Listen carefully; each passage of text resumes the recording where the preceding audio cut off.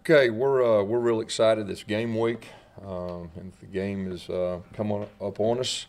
You look at Oregon. We're playing one of the top teams in the country, probably one of the most experienced teams, if not the most experienced team in the country. You look at their offense. Starts with their quarterback. I think he is well deserved of one of the top quarterbacks in the country. He can make all the throws. He can keep plays alive. Their two running backs, very impressed with those guys. Their wide receivers, the 50-50 balls come down with quite a bit. And, of course, their offensive line is the most experienced offensive line in the country, too. So that'll be a really good test for our defense. When I look at their defense, of course, they got a new defensive coordinator that came from Boise State that did a super job. A lot of multiple fronts, presents a lot of challenges. You look at their back end, they've got some very experienced guys with that. And really the first game is really all about adjustments. You work all summer. In the off season, you kind of predict what you're going to get. And usually the first quarter, whether it's offense or defense, you settle in and you figure out exactly what they're going to do as far as that goes. Really for us, it's really about the line of scrimmage. Winning the line of scrimmage on the offensive front and the defensive front.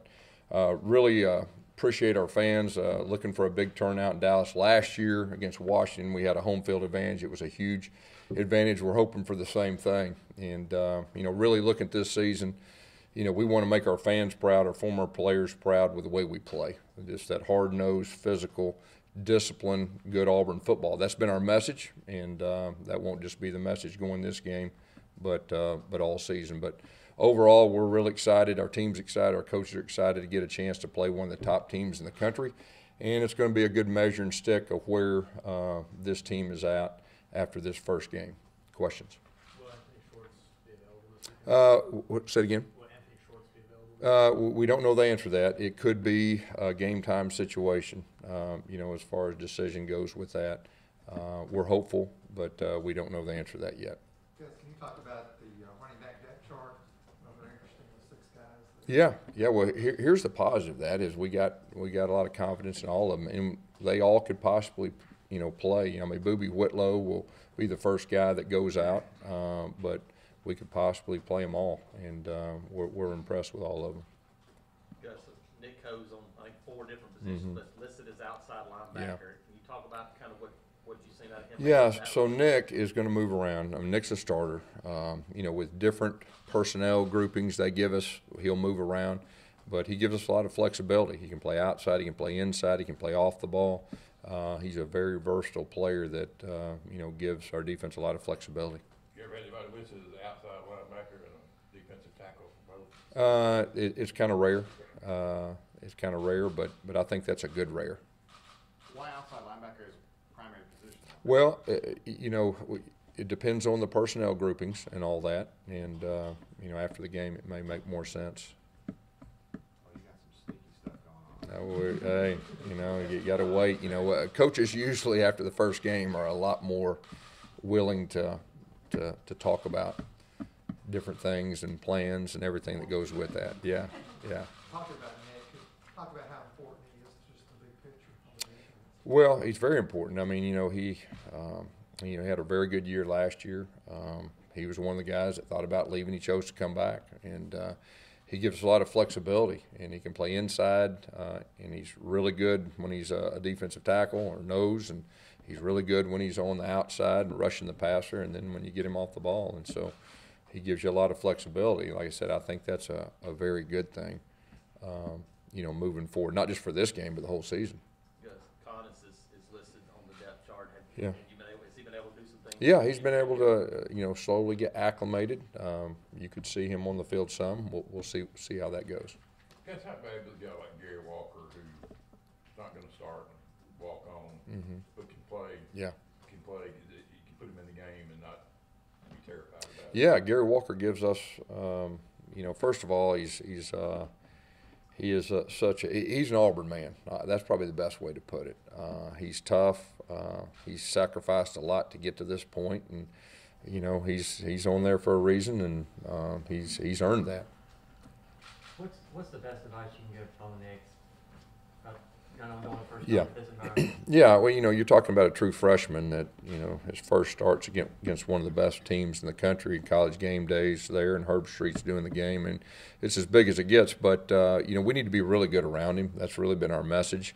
I'm just asking him to play and to be himself, and we're going to try to do some things he feels comfortable with. We're taking in a game plan that really is a lot built around him and what his comfort zone is and everything that goes with it. But I'm excited for Bo. I know our team is. He's earned the right to lead us out there, and we'll see what happens. One might interpret that to mean that you're going to be very conservative on offense in the first game. No, I wouldn't say that. I don't think against one of the top teams in the country you can just be conservative. I think there's a fine line, to try to put him in comfortable situations.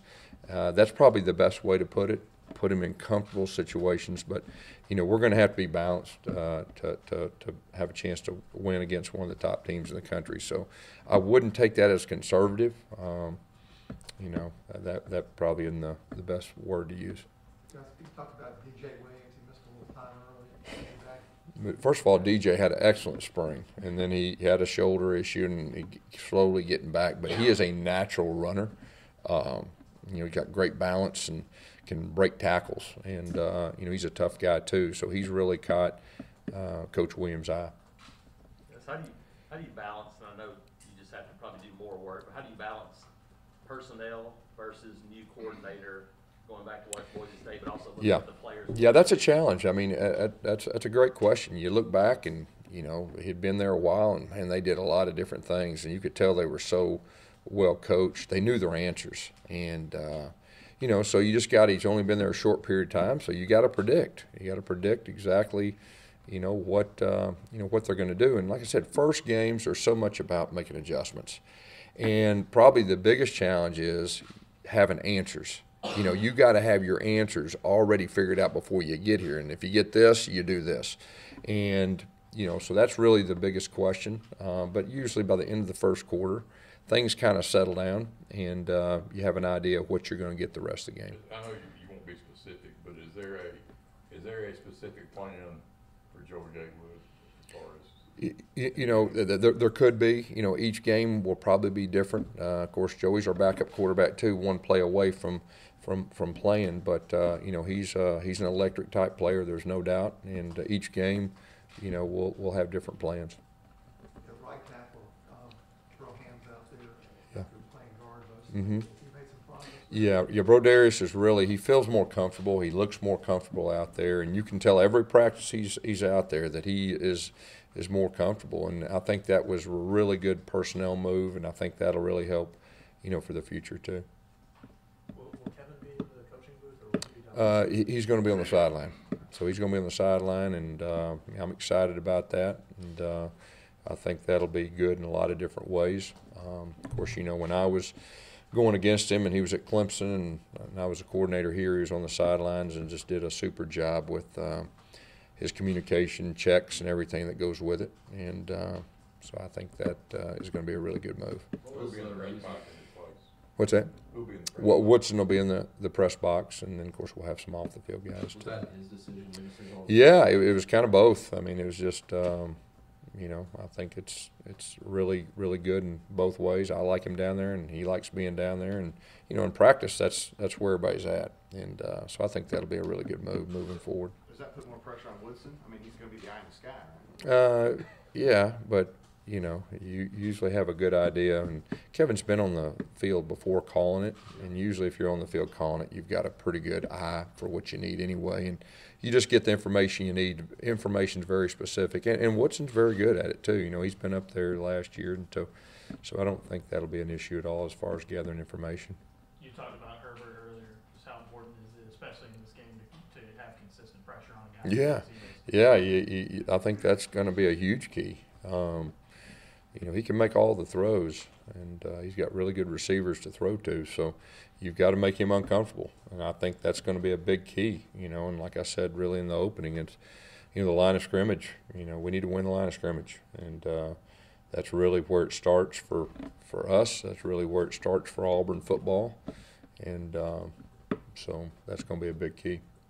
What have you seen from their running back, C.J. Verdell? When we talked to Kevin a couple weeks ago, he said that he was one of the guys that really concerned him when scheming up for them. Yeah, there's no doubt. I mean, he's got speed and, one play drive type running back, that he can take it to the house in big plays. And, the other freshman running back too is our sophomore running back, last year was a freshman, is very talented too. So they got 2 running backs that we think are very good. Coach, it's the first time you're playing Oregon since 2011. Do you ever reflect back on some of the memories from that national championship win? Sometimes in the off season, you reflect back on certain things, but that was a while ago, and of course, great memories. That's a great game, but they're different now, and we're a little different now, and they're one of the top programs, and like I said earlier, I think that's warranted, especially with their experience coming back, and it'll be a really good test. I mean, we're going to find out, where we're at the very first game, and so that's the exciting thing. For that, we know we're going to get their best, they're going to get our best, and we'll see what happens. You talk about your kickoff returners, and Sean. Yeah. Looks like you got some big players. Yeah, well, both of them are capable of taking it to the house, and I think that's really a good thing. Of course, Noah's been very consistent the whole time he's been here. Sean, got some reps last year doing the same thing, and so, but both of them can really run, and so I think that's a good thing. Well, Christian Tubby, your number 1 punt returner for the first. You could see both of them. That we kind of narrowed down to those 2. Both of them have earned it, and like I said last week, that was really the big question mark. But you could see Javaris or Christian returning kicks in this first one, and we got confidence in both of them. You having been born in Irving, Texas, any special qualities of the game here? Have you ever coached a game here before? No, I've never coached a game, so it's pretty neat. Still have a lot of family around the area and a lot of friends around the area, so that's always special, to go back. And, of course, like I said, I grew up a big Dallas Cowboy fan in the day and all that, so that'll be pretty neat. Not going to wear a Coach Landry hat or? No, I'm not going to wear a Coach Landry hat. I'm just going to wear my visor and be me. You ever imagine that you'd be coaching in the same place as the Dallas Cowboys? No, I never did.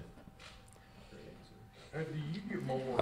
That's an honest answer, and no more than that. I don't know if nervous is the right word, but do you have a different feeling before a first game than you do later? Yeah, it's probably excitement. Okay, it's excitement. You're curious about your new team, or the new year of the team, and what they're going to do. And you think as a coach, you prepare them, you put them in all these different situations. But there's nothing like getting out there a new year, and you got a new team, and usually the dynamics of your leadership changes in the offseason and all that, and see what it's about. And in the first game, you learn a lot about your team, not just on the field, but how you react to situations, how you react to good things, bad things, who's going to step up when the game's on the line to make a play, and who's improved from last year. So I would say the best thing is probably the excitement of going in to the first game. Would you rather go win against somebody that's pretty sure you're going to beat? You want to win, all right? You want to win, but the flip side is when you're playing one of the best teams in the country, you get the advantage of seeing exactly where you're at. Because there's some teams that play teams that are lesser, and they don't really know exactly where they're at, maybe until later in the season. And the same, for us last year. And so, I think that's the positive of playing a team the first game.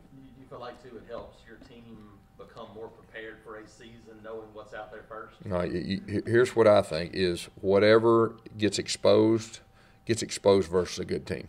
And you can make adjustments quicker, as if you're playing a lesser opponent, they may not be exposed. So that's the positive of playing a team, that is one of the top ones. I know you say you never thought you'd be coaching in Cowboy Stadium, but is it something you ever dreamed about? Probably so. Probably so. But when he asked the question, I was thinking about when I was in high school and growing up and all that. But once you get in college, you just everything changes as far as that. But growing up, that would have been real special if somebody would have told me that growing up, that you get a chance to coach in that stadium. That'd be a really, really cool deal. Coach, talking about the importance of this game Yeah, we just try to keep it within our box. I mean, it's an important game for Auburn. We're playing one of the top teams, and it's real similar to last year. Like I said, it's important in that aspect. Anything else?